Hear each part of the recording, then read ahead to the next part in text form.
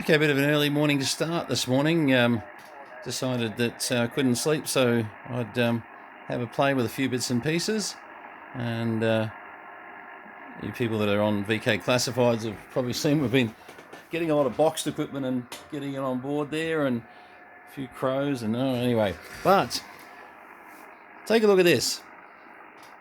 Now, this is original box books. Even comes with they haven't even been fitted yet. The two sideband filters that went with the beautiful FT1000MP, and also comes with the original SP8 speaker. Just what a lovely combination. I'm just having a listen on 7093 the morning. I'm trying to think what they call that net.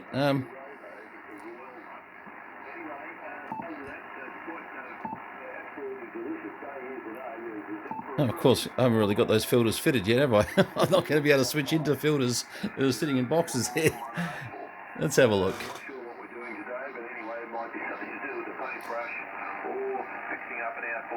Just listening to a net on 40 metres, which comes on every morning, and I just can't think of the name of it. I used to call into it, which is even terrible. This is so clean. Have a look at this. As I said, original box books, absolutely everything with it. Comes with the, of course, the MH series microphone. MH31, isn't it? Yeah, sorry, I had to look at that. MH31 is not really focusing very well there. Let me just come down the frequency a little bit. We'll come down about 5 kcs just so we get away from these guys. And 1, 2, 3, 4, 5, 1, 2. Yeah, just talk power up around 80-100 watts there. 1, 2, 3, 1, 2, 3. VK3 Charlie Mike just testing. 1, 2, 3, 4, 5, 1, 2. Yeah, these things. Oh, actually, sorry, I should have gone up a little bit, but I do have some local interference happening at the moment. That noise you're hearing is being generated by me, which is annoying. And I've got to work out what's causing it. It's happening on my 7850 as well. Let's have a look up the band. Pretty quiet otherwise.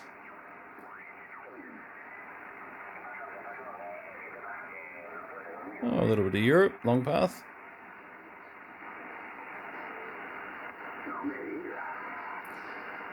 These radios were just so full-featured.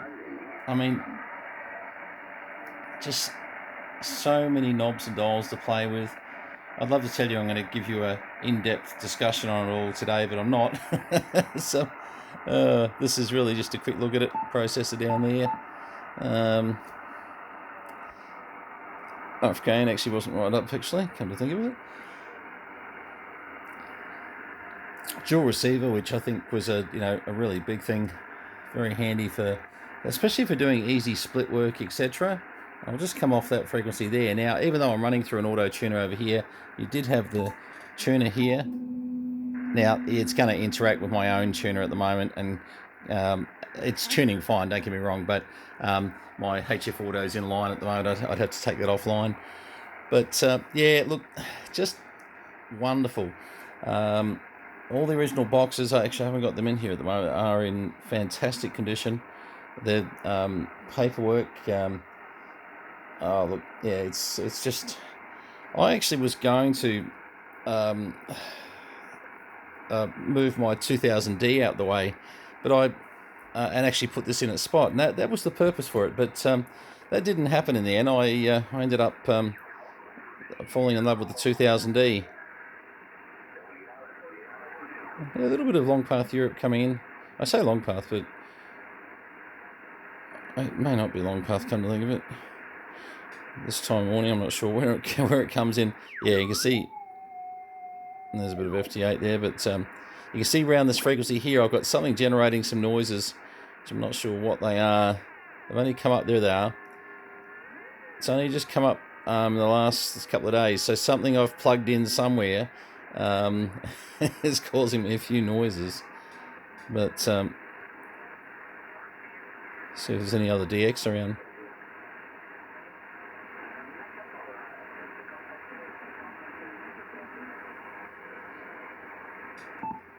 just using their IPO, just dropping back. Interesting Yaesu's concept on the IPO. It's actually quite useful at times. Of course, you had 2 antenna ports on the back. I'm in antenna port A at the moment, but you also could have B in there. You could have external receive antenna as well, so you could put a loop on there, etc. Very much all modes, so AM, FM. Just, yeah. This was the real radios. This is when you went to your Dick Smith store and you went, and don't get me wrong, ICOM had their, I'm a big ICOM fan, as you can obviously tell from behind. There's somewhere there's a radio. There we go. But I must admit, some of the Yaesus that came out in this era, they were big competition to ICOM and to Kenwood, to be fair. It was 950 SDXs, 7800s back in those days, 781s actually, if you go back a bit further. And the FT1000 range, MP field, Mark V, they just kept the range going. It was, and this was the good mid-tier level where, this was probably the middle of the range. No, it was probably not even that. It's a hard call. Because when they bought the field out, they had a few interesting little changes to it. The MP was probably where it all started, so it probably was the start of the range. But I don't want that to sound like a bad thing either, because they just were... Wow, he's strong. Okay, so I didn't expect that to come up then. I don't know which way I'm just on a horizontal dipole at the moment, so I don't know where that's actually pointing. But, yes, anyway. So, they are definitely a radio to be considered if you're looking for something. The commercial radio stations. And I mean, I know everybody's buying a 7300 these days, or, like we're doing over here with the, the 101... FTDX 101s, etc., which decided to keep that actually. It's funny, I was getting a little bit sort of like I thought it was going to go, but no, I decided in the end I'm using it on 10 meters, and 10 meters is starting to spark up really well. I thought it could just stay there and just keep doing what it's doing, which sounds smart to me. Anyway, look at the signal. Jeez. Just risen, and you're showing up on 40 meters big time, so wonderful signal, and very happy to make the short path on 40 meters. Short path. Yeah, don't listen to me. I was going to say, when I was saying long path, I'm thinking it's not 4 o'clock in the afternoon, it's not. Sorry about that, don't worry, I'm just not with it lately. We're actually hearing the Italian. I think if I turn my horizontal dipole around a bit, may bring him up a little bit. I won't bother.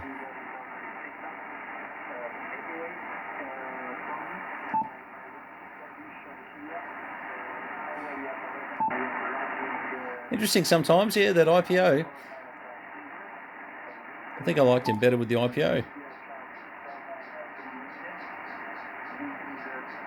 Drops his signal a bit, but drops that noise a hell of a lot.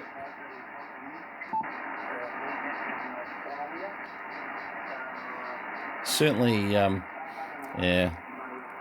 Look, I won't rave on too much, but unfortunately, this being a 40-meter antenna, we're not really going to hear much on. I mean, I could tune it, of course, but I don't think we're going to hear much on 20 meters on this antenna. It's proving to be very true. I don't think 20's up and running just yet anyway. And on 3.5 megs, might hear something. I mean, this definitely the wrong antenna for it. No.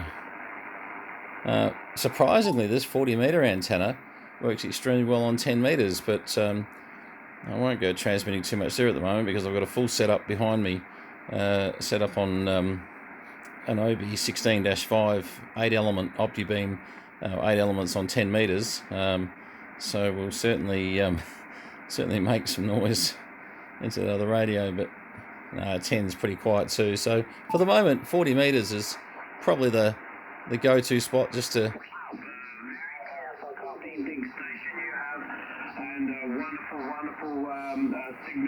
Absolutely beautiful. All right, well, we'll get this up pretty soon. But if you've got any interest, Brenton at Posnav, posnav.com.au. Definitely a very different pickup with the fact that it's got these fellas with it too. These weren't cheap too. You actually, I don't know if you can read the prices, Storm. Oh my goodness. No, not really. It's just faded. So I want to, you know what? You could probably, I've got the old Dick Smith catalogues. You could probably look up the catalogues, but these filters, they were not cheap back in the day.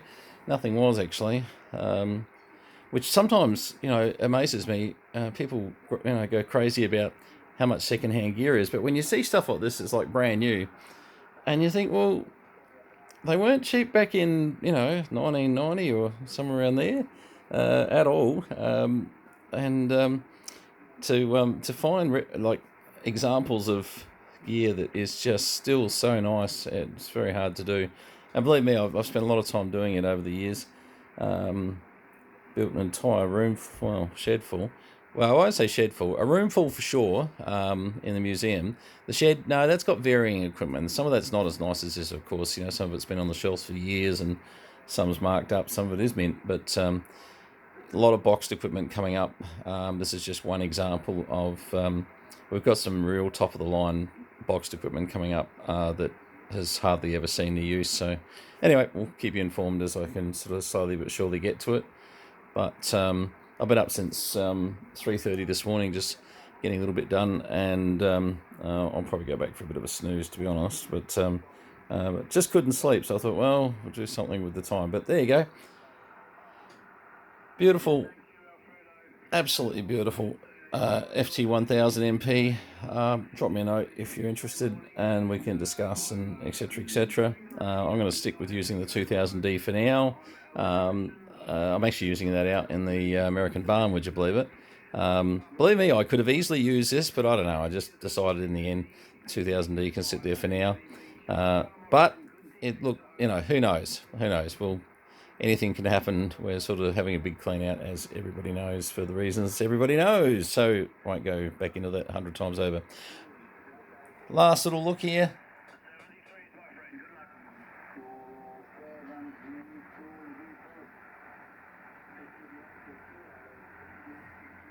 Yeah, they are very, very nice. If I was going to live forever, I'd never sell any of it. I can tell you that for sure. No question about it. All right, 73, thanks very much. And drop me a note if you like what you see. Cheers all.